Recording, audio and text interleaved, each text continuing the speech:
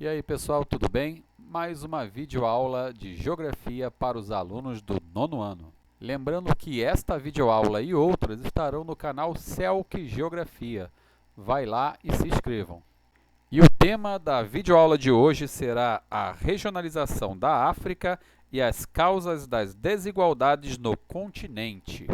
E para começar a aula de hoje, nós vamos começar com a regionalização geográfica da África. Nesse tipo de regionalização, leva-se em conta o posicionamento geográfico dos países. E pessoal, o grande macete nessa situação aqui é você pegar aqueles pontos cardeais que nós já estudamos lá atrás, ou seja, norte, sul, leste e oeste, e substituir pelos seus sinônimos. A gente já falou sobre isso em sala, lembra? Bom, o sinônimo de leste a gente pode colocar como oriental. O sinônimo de oeste podemos colocar como ocidental. Da mesma forma, o norte, nós podemos ter o sinônimo dele de setentrional. E a parte sul, podemos chamar de meridional. Agora que a gente já aprendeu os macetes dos sinônimos, olha como é que fica fácil. Eu tenho aqui a figura da África, as regiões africanas, eu tenho aqui África setentrional, em laranja. Ela está no norte, como foi dito, setentrional, norte. O amarelo, África ocidental, está no oeste, veja bem, ocidental, oeste. A África meridional está no sul, como já foi dito, sul. Em vermelho, a África oriental, ou seja, que está no leste. Sobrando ali a África central, que está no centro da África. Ficou fácil, né? Lembrando que esse tipo de regionalização leva em consideração os aspectos naturais e geográficos. Agora, tem outra regionalização que leva em consideração os aspectos culturais, sociais e econômicos. E essa regionalização divide a África em duas partes: a África do Norte, ou também chamada de África Branca, e a África Subsaariana, também chamada de África Negra. A principal característica da África Branca é uma predominância de árabes, e a religião predominante é o Islã. Aliás, dá uma olhada nos países que compõem essa região: Egito, Líbia, Argélia, Mauritânia, Saara Ocidental, Marrocos e Tunísia. A maioria desses países tem o Islã, ou seja, a região islâmica, como a mais praticada nesses países. Por isso, essa região é dotada de uma baixa diversidade religiosa. A religião muçulmana é predominante. E ela costuma ser chamada de África Branca porque os árabes não têm a tonalidade da pele negra, ou seja, ela é mais para parda mesmo. Diferente da África subsaariana, onde o predomínio da população negra é maior. E diferente da África do Norte, que tem um predomínio religioso com a religião muçulmana, a África subsaariana tem uma alta diversidade religiosa. Lá na África subsaariana se pratica desde o catolicismo, o protestantismo, até o candomblé, o voodoo e outras religiões, tendo assim uma cultura mais diversificada. Apesar de todos os países da África serem subdesenvolvidos, existem alguns países com indicadores sociais um pouco melhores. É o caso da África do Sul, na África subsaariana, e dos países que compõem a África do Norte. Em vias de regra, a maioria dos países que compõem a África Branca tem indicadores sociais um pouco melhores. E lembrando o que são os indicadores sociais, eles são estabelecidos através do IDH, o Índice de Desenvolvimento Humano, que leva em consideração a renda, a saúde e a educação. Então podemos dizer, a grosso modo, que a qualidade de vida é um pouquinho melhor na África do Norte do que da África subsaariana. Podemos notar isso, por exemplo, nos índices de mortalidade infantil e de analfabetismo, que na África subsaariana se encontra com grandes números. E a grande verdade é que boa parte dos países da África subsaariana tem IDHs muito baixos. Por exemplo, o IDH menor calculado pela ONU, é de um país chamado Níger. Esse país pertence à África. Está aí na tela para vocês, por exemplo, Serra Leoa, que tem um IDH, um dos mais baixos do mundo também. Bom, beleza, pessoal? Agora que já aprendemos a regionalizar a África, vamos aos motivos. Por que a África hoje em dia é assolada pela fome, pelas doenças e pelas guerras civis? A resposta para isso tudo está na história.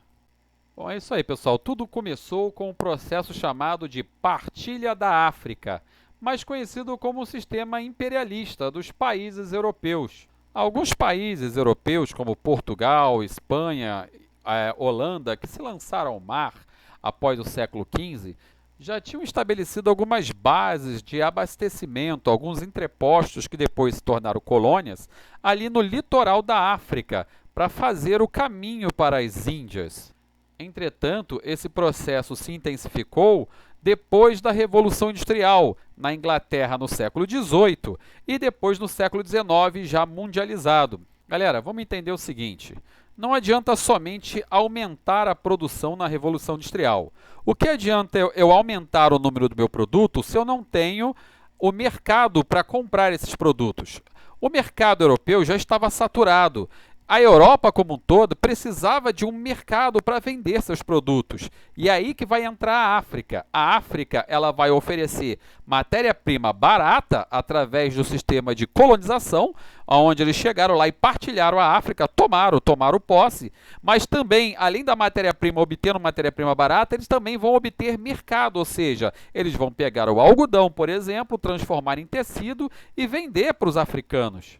Da mesma forma, a África serviria como um grande campo de plantação, as chamadas plantations, dos produtos quentes que não poderiam ser cultivados na Europa, por exemplo, amendoim, tabaco, café, cana-de-açúcar e outras culturas mais. Para resumir, a gente pode dizer que meteram o pé na África, ou seja, tomaram a África, partilharam a África, para que a África servisse de comprador dos produtos europeus e também de fornecedor de matéria-prima barata para que essa industrialização de lá da Europa, ou seja, da Revolução Industrial, pudesse produzir produtos com matéria-prima barata.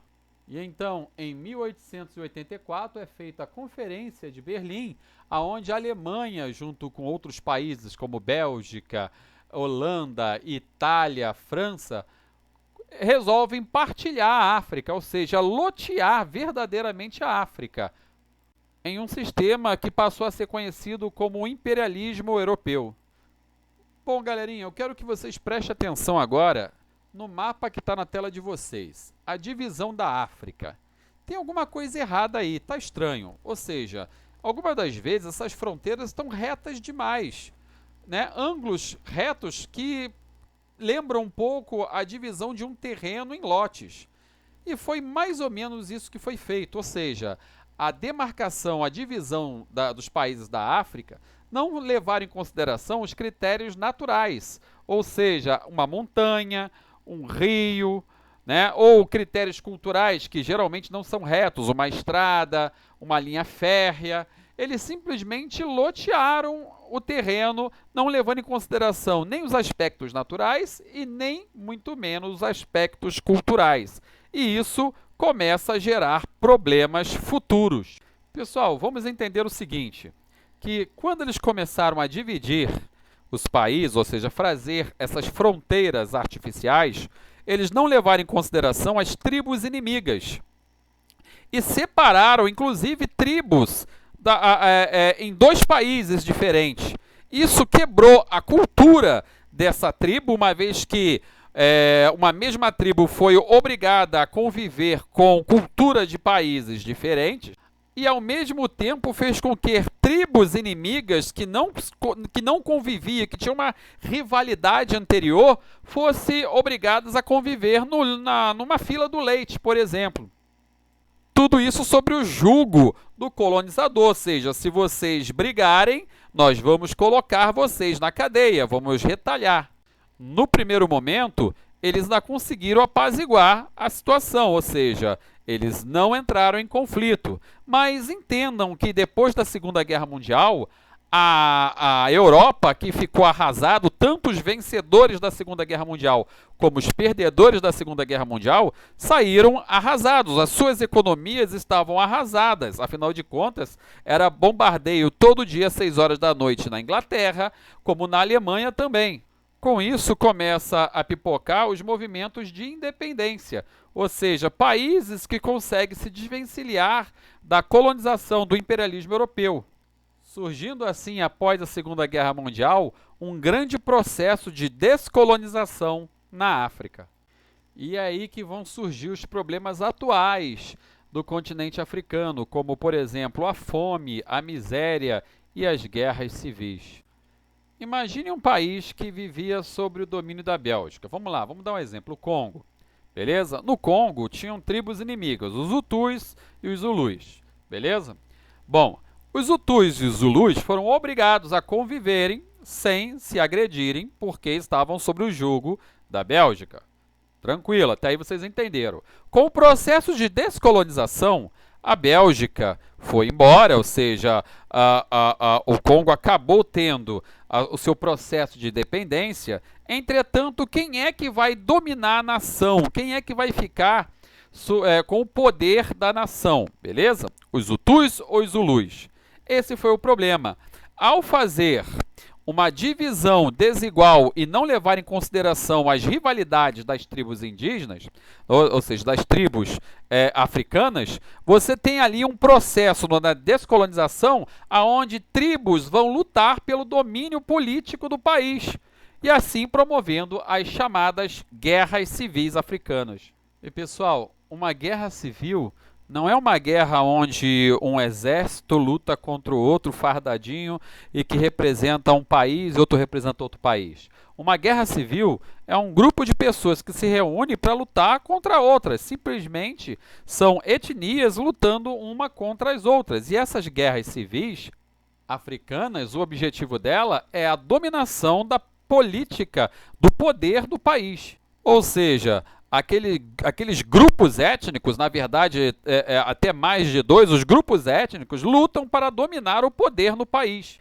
E boa parte do dinheiro arrecadado pelas riquezas africanas, que vem dos recursos naturais, como ouro, diamante, a prata, o petróleo, é convertido em armas por causa da guerra civil. Então está aí a explicação, por exemplo, da miséria, a explicação da fome, né? Uma explicação da fome, por exemplo, é porque os velhos eram deixados nas tribos para plantar para o autossustento da tribo. E os jovens, aqueles que tinham um trabalho braçal mais forte, eram levados para os grandes campos de plantio dos países imperialistas, chamados de plantations.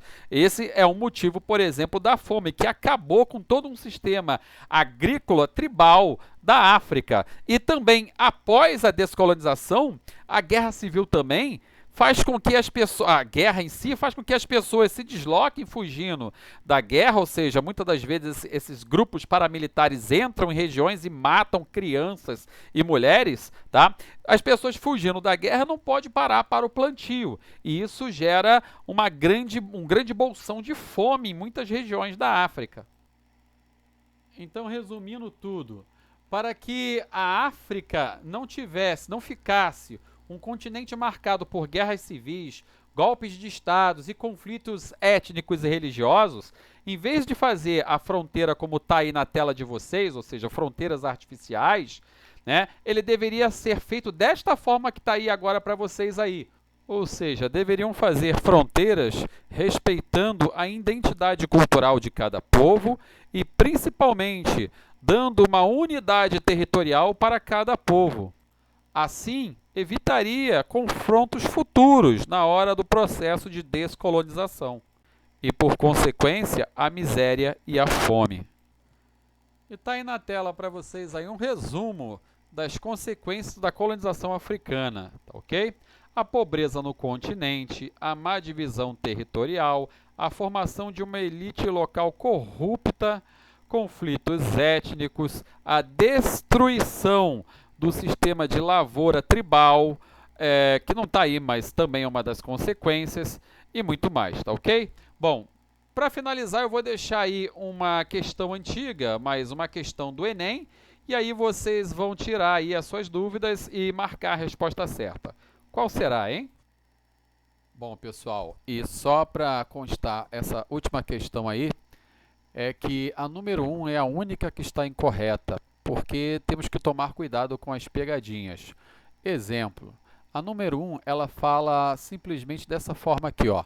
A brutal diferença entre as fronteiras políticas e as fronteiras étnicas do continente africano aponta para a artificialidade em uma divisão com o objetivo de atender, aí que vem a questão, aonde anula essa questão aqui, apenas aos interesses da maior potência capitalista da época, ou seja, não atendia só os interesses de um país. Vamos entender que eram vários países imperialistas, né? A Holanda, a Alemanha, a França, a Inglaterra, os países europeus, tá ok? Bom, agora a número 2 e a número 3, vocês vão ver que estão certíssimas, não tem nenhum problema. Vamos ver a número 2? As fronteiras políticas jogaram a África em uma situação de constante tensão ao desprezar a diversidade étnica e cultural, acirrando os conflitos entre tribos rivais. É o que nós falamos aqui hoje, ok? E 3. As fronteiras artificiais criadas no contexto do colonialismo após o processo de independência fizeram da África um continente marcado por guerras civis, golpes de estados e conflitos étnicos e religiosos. Tá ok? Então, a questão certa é a que marca a 2 e a 3 como certa, ou seja, é a E, beleza? Bom, essa videoaula termina por aqui. Um grande abraço para todos e até a próxima.